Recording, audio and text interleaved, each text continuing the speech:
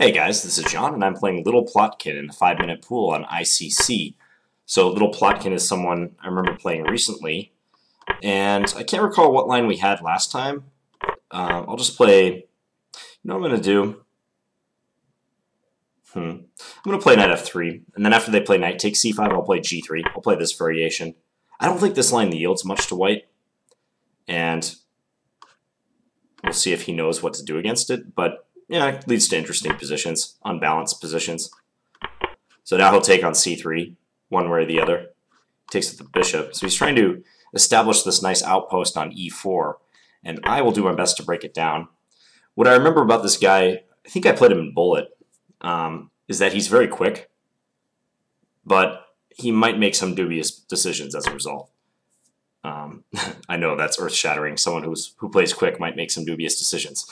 But that's my read on him. Seems like a decent player, though. What flag is this? Tonga. Yeah, I never would have guessed that.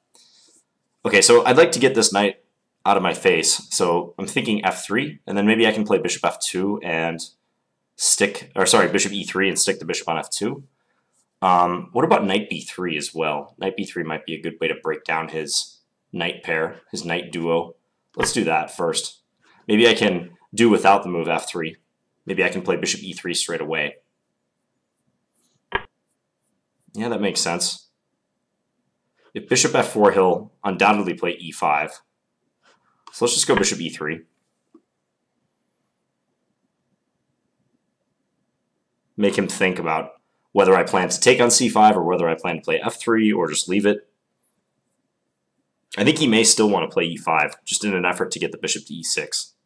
Makes perfect sense. But if he does play e5, I might be able to favorably play f3, force the knight back to f6, and then decide which way I want to take on c5. Yeah, like now he's giving me this option. If I take on c5 with my knight straight away, he'll take with his knight, not achieving anything. d6 is the tender spot in his position. There's absolutely no dispute about that.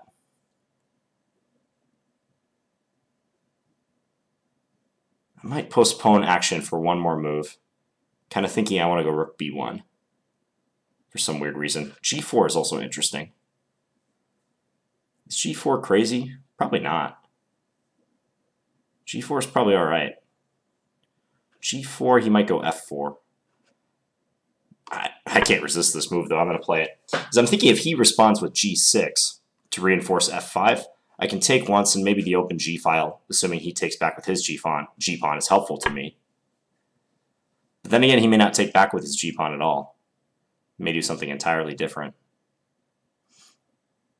Might take back with the e-pawn if he had that choice. So I take, he's taking with the e-pawn, f3, knight f6. Seems reasonable. Okay, let's do this though. Go here.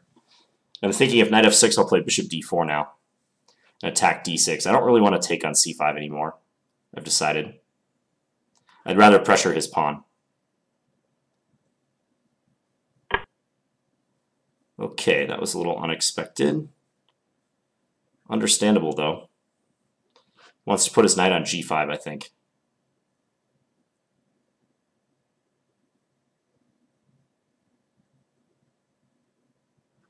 All right, let's just go bishop d4. If knight g5, I think I'll play king h1. I might play king h1 anyways. First, let's play this.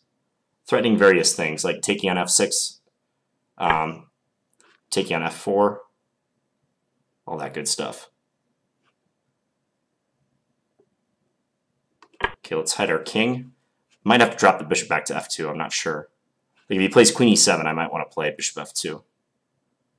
He might have knight g3 at some point, but not now at least. Let's go here. So if he plays rook f6, trying to get his rook to defend d6, I do have bishop h4.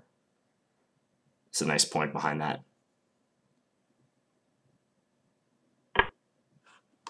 Yeah, so I have this move. Not sure he saw that. Probably not. Okay, let's take. Now I'm thinking take here. Even though it allows queen h4. I don't know that queen h4 is going to hurt us too much. So let's go ahead and play that. I think I can just take here. Yeah, this is all right. Destabilize the knight. Okay, he's just going to go there right away. Okay. So if I take c5, I probably want to take with my queen. Knight g3, king g1, takes on e2, king f1. Maybe I should take here with the knight instead. Nah, I better take with the queen.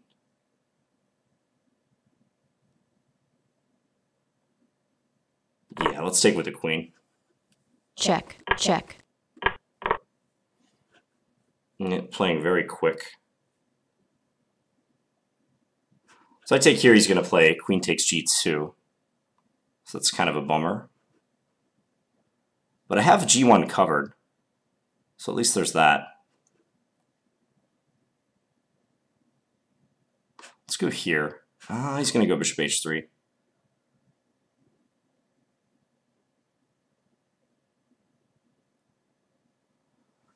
This is a slightly tricky decision. Maybe knight d4. Maybe knight d4. Okay, I'm going to try this move. I don't have a lot of time to make a decision.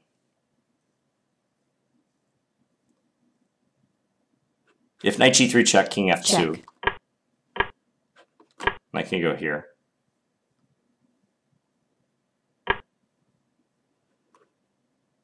Okay, let's give it a check. And then,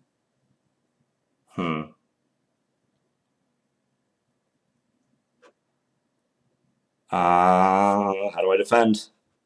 Let's go here. Attack his rook. Don't know how else to defend.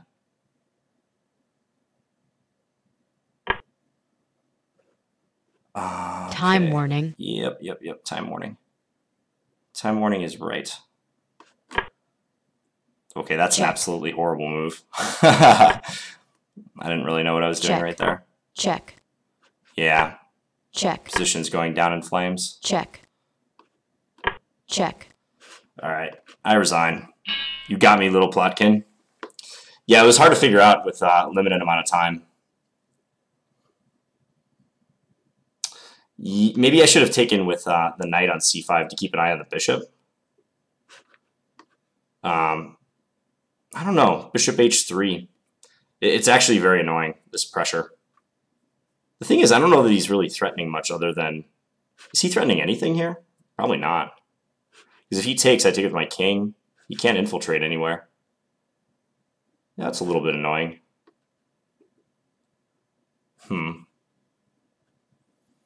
Otherwise, I think the middle game was played okay. g4 was interesting. Yeah, he missed bishop h4. Should be decisive after this, but... Yeah, I think knight takes c5 is okay. Let's just look with the engine, though. I think knight takes c5 or queen takes c5 are fine. Queen takes, knight g3, king g1, knight takes e2, king f1. Yeah, queen takes h2. So there's a little bit of compensation here. Rook d2 might have been convenient. This is just kind of like a nightmare scenario to defend against in a blitz game. Queen h4 was not good. Bishop h3 was better. Okay. Well, that's a cute line. Let's take a look at that. Go back. Yeah, right here. King f1, take, knight d4. Check. Check here. So this is the best move. Because after rook g1, there's this. Check. That's pretty funny. Yeah, and then if take check here, and he wins the rook, so I'd have to run with my king, like king e2. And somehow white's slightly better here, but this position's a complete mess. Yeah, knight here I guess wasn't the best move. Rook d2 would have been better. Rook D2, Knight G3, King E1. I'm still guarding G1. That's crucial in a lot of these lines. Knight F5. The fact that this advantage isn't like that big, despite white being up, what, just a pure rook, basically, means that black has some compensation. It's tricky to figure out. Yeah, queen takes b6. I still had about 2 minutes left here.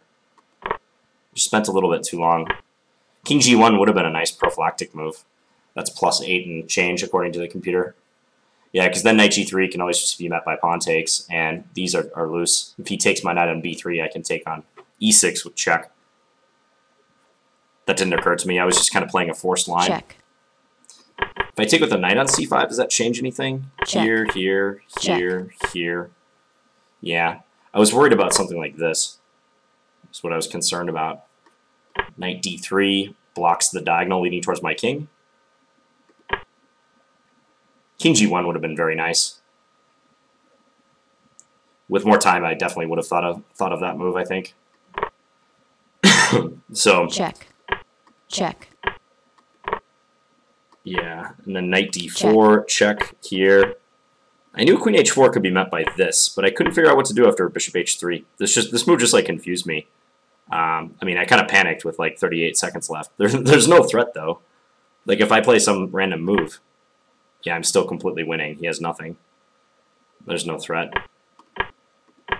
But instead I played, I don't know, something desperate, trying to like attack his back rank, then hit his rook. I don't know what I was thinking with this move. I was just trying to get at the back rank. I have no explanation for that other than that I had, you know, less than 20 seconds left when I made it. That might be one of the worst moves on the board.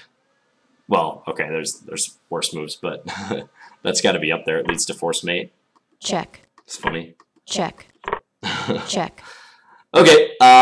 Anyways, hope you guys enjoyed this game. I don't know if in the opening there was anything too much of note. I think like I said, I did a good job of creating imbalances. It was interesting. Like he was trying to maintain his knight on e4, and I was trying to make some key exchanges and more or less play around that. Maybe g4 is a little bit too fancy. The engine says I should settle for this. And then if knight f6, what happens? Queen d2. Yeah, and attack that. One point being that if he goes here, I can take and win a piece. So d6 is definitely the pawn I want to get at. It's also on a dark square, so it makes sense that I want to get at it with my dark square bishop. g4 was interesting, though. Spiced up the position.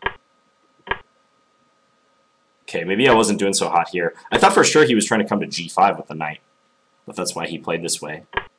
But he went right back to f6. Yeah, tricky opponent. I mean, and this guy looks like he's kind of a specialist in faster time controls, perhaps, because he played very quickly and he put a lot of psychological pressure on. So, now like right here, I think he did the right thing. He started playing quickly, and you know he probably recognized his position was losing, and he just made quick, aggressive decisions, and it worked out for him. Okay, hope you guys enjoyed this game. I'll be back tomorrow with another Blitz game. Talk to you guys later. Bye.